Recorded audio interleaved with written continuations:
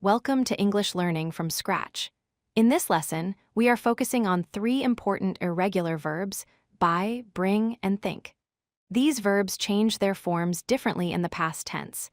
By the end of this lesson, you will know how to pronounce and use them correctly in sentences.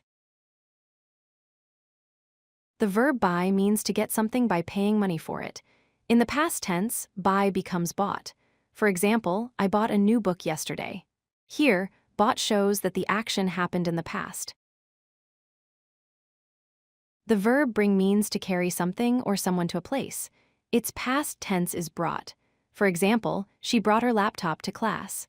The word brought shows that the action happened before now. The verb think means to use your mind to form ideas or make decisions. The past tense of think is thought. For example, he thought about the answer carefully.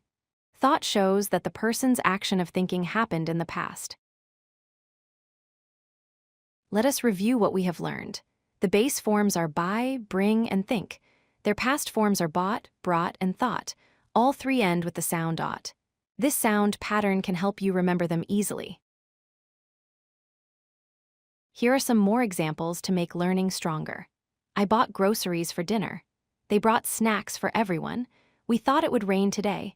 Try to make your own sentences using these verbs in their past forms for better practice.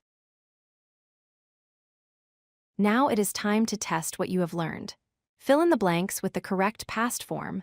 I blank buy a gift for my friend yesterday. She blank bring her notes to the meeting. We blank think about the problem all night. Say your answers aloud to improve pronunciation and recall. Here is what you should remember. Buy becomes bought. Bring becomes brought. Think becomes thought. These verbs share the same ending sound ot.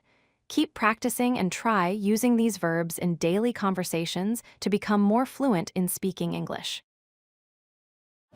If you like this video, hit that like button and don't forget to subscribe. Visit codelucky.com for more such useful content.